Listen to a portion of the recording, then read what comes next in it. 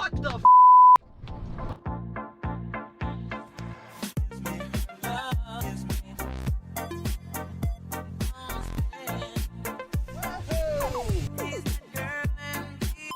All right, guys, what's going on? Big Al's Bike and Auto here, coming at you. So I'm here in the wrecked Century.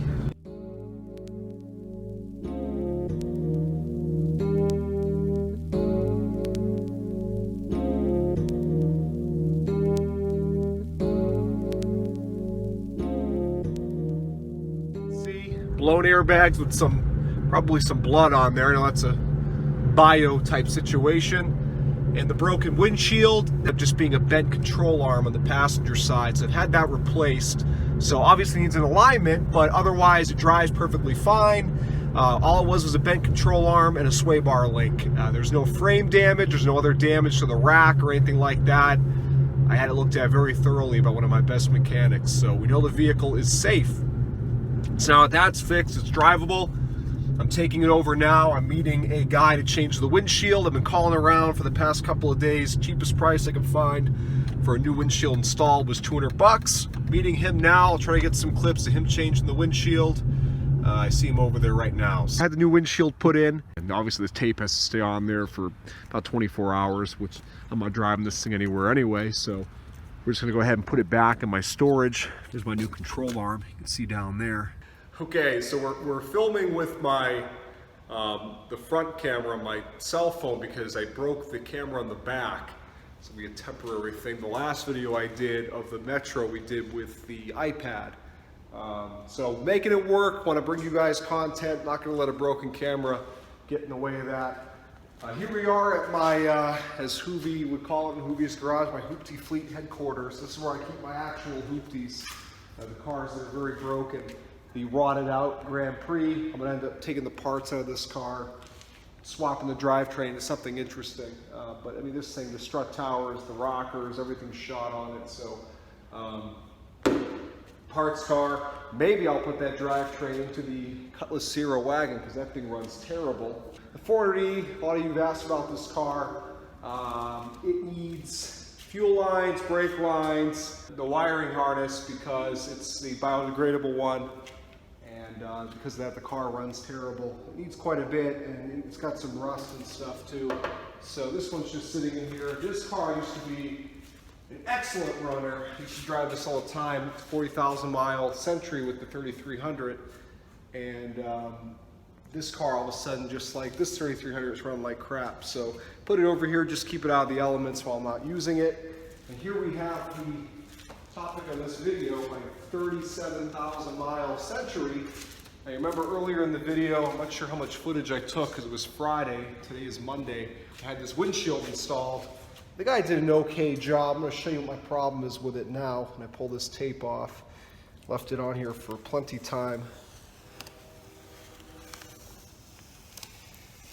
He told me if I have any problems with it, he'll come back and take care of it. But the seal is very tight, I can tell you that. I actually drove it home in the rain just after. It was just a drizzle, this didn't get soaked. But I can tell you one thing the jerk did. He cut all this up right here, which is gonna rust. What an asshole. That's gonna start to rust if I don't fix that. I don't like, this is what happens when you try to save 50 bucks, go with a cheaper guy. This is the kind of stuff you get. You get this, you get this. I don't like the way this fits over here. He told me he'd come back and fix it. I mean, look at this right here. You get stuff like this. He kind of wedged this stuff up to get the windshield in without having to pull everything out the right way. So, you know, it's kind of a half-assed job. I wish I had just done it the right way and spent the extra money, but that's what I do. Peel this back. See what we got.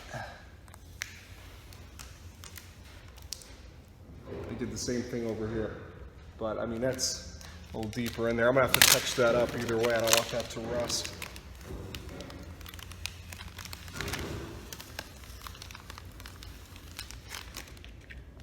This side came out fine. I mean, I don't know. This is how I expected it to look, and this is what I got. I got the value package.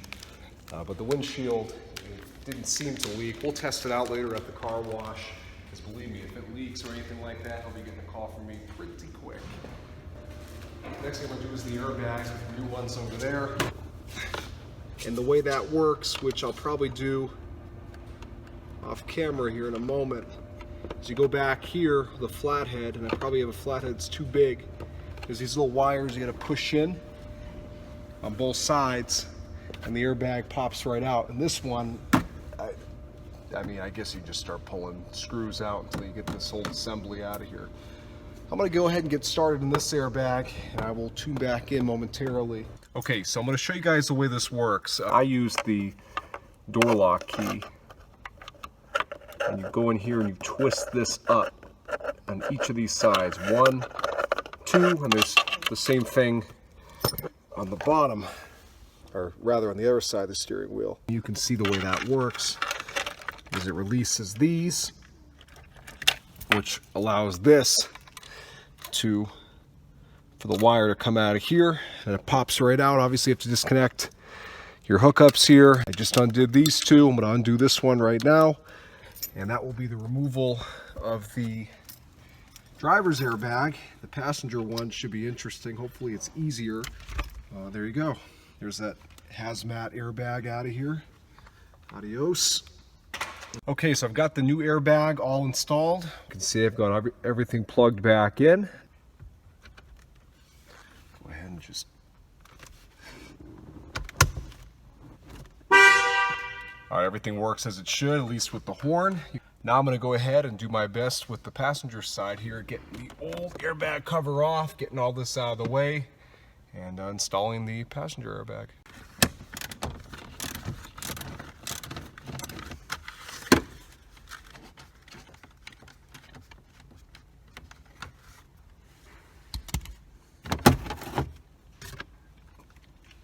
How do they expect you to get to this shit?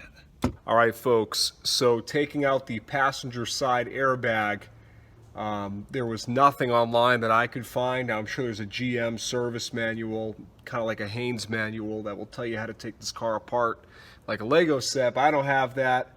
I couldn't find anything on the internet. Granted, I could have searched maybe for a couple hours and find something, but I just decided to go at it. You can see I've been at it for a while. It's getting pretty dark. I had to take the dashboard basically out. You can see I had to remove all the trim, upper and lower, glove box, cluster, pretty much everything had to come out to get to the bolts up here that held in the dash at the top, and there were some in the back behind, some underneath. That's what it takes to get this dashboard to move enough that you can take the old airbag out at an angle.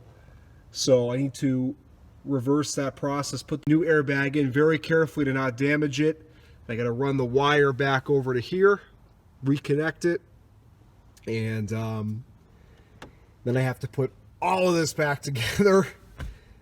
And I hope after that everything works, and we don't have, we'll probably still have an airbag code, but that's not a huge deal. I can have that cleared, and obviously if I did this correctly, when they clear it, it will stay off. If you ever do need to take your Century or Regal dash out, you got to pop out the trim piece up here. These have to come out first, which pop right out, but then you have to pull up pretty hard to get it to pop here. Then you have to pull towards you to pop these ones out in the back. Once you do that, there is 4 bolts to hold the dash in up here.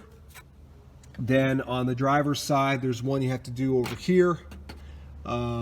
And then you're going to find, you know, from there you'll be able to wiggle it, and you can kind of feel your way around it where there's still tension holding the dashboard on. You got to take this metal knee breaker pad out here.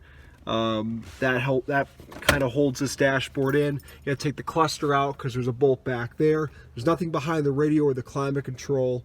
And you have to do 2 screws down here as well.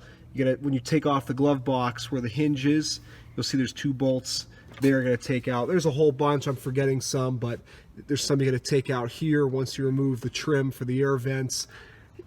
Feel your way around. Just get these guys out first, the ones I told you on top and on the sides, and you'll feel this thing loose enough that you can kind of figure out from there where you need to take more bolts out. And of course the one behind the cluster. Just plan on taking every bolt out you can see, and you'll be able to get this thing to move just enough that you can access the airbag. So Okay, so it's day 2. Last night was just getting real late and we wanted to go home and eat. And so I left this pretty much done, the big stuff done. I got the dashboard back up because obviously I had to pull it down to move it enough to get the airbag in. So I have the dashboard hanging up the way it's supposed to be. It's level-ish. You know, obviously I have to make some adjustments with the bolts. Gonna move some bolts around, get this thing perfectly straight again so all the gaps line up. So what I'm doing right now is I'm putting back in the knee buster, this metal thing down here. I'm gonna put the glove box back in soon. It's just gonna be me doing this for quite a few more minutes here, getting everything tightened up. Okay, so I've got the bottom of the dashboard pretty much put back together. Glove box reinstalled. I had to even take the this thing off here, the catch here that holds it up. And right now I'm putting these 3 bolts in. I think I have just gonna rehang this bottom piece down here. And once the bottom is done, I'll pop back in the bezel trim here, and I'll make my final adjustments up here with these bolts. Push this and tighten them, get this thing as lined up as I can. Pop these back in, and we'll be done. It's the problem when you come back to something the next day. You realize you do some stuff backwards. I should have put this piece on later. This isn't a big deal, it's gonna drop the glove box, but you can see this is supposed to go behind here. So instead of flexing everything, trying to make it fit and breaking it, I'm just gonna take this part down. It takes me 5 seconds, that way we don't damage anything. All right, well here she is, and it's not the finished product by any means. I still have a few more things to take care of on it. I apologize for the wind noise. It's pretty gusty out here, but I figured this was a great spot to show the condition of this vehicle, the finish, the paint, the body's very straight with the exception of one of the last remaining projects I have to take care of. There's a couple good dings in this door right here. What I'm gonna probably do is pull off the door panel and do my best to just push it outward from there. These are the ones I'm not so worried about. It's mainly this one right here. I do have some dent pulling tools, but I think that's probably one of the better ways to go about doing it, but we'll see when I get to that. For a 2004 Buick Century, okay, if we ignore that dent on the door, is in beautiful condition. The rocker panels are still there. They're not rusty. Beautiful, beautiful paint. Otherwise straight body. This is the passenger side. That passenger fender in the front is a little uneven. I have to make some adjustments at the bottom. Put on a junkyard steel wheel off an 03 Century. I got that for $5. The only thing I have to get, I didn't realize it was missing, was the center cap for the hubcap. I do my best to clean up that fender, get the scuffing out, and get these, see what I can do to reduce these scrapes in the front bumper. Probably not much, but if I can at least blend them in a little bit better.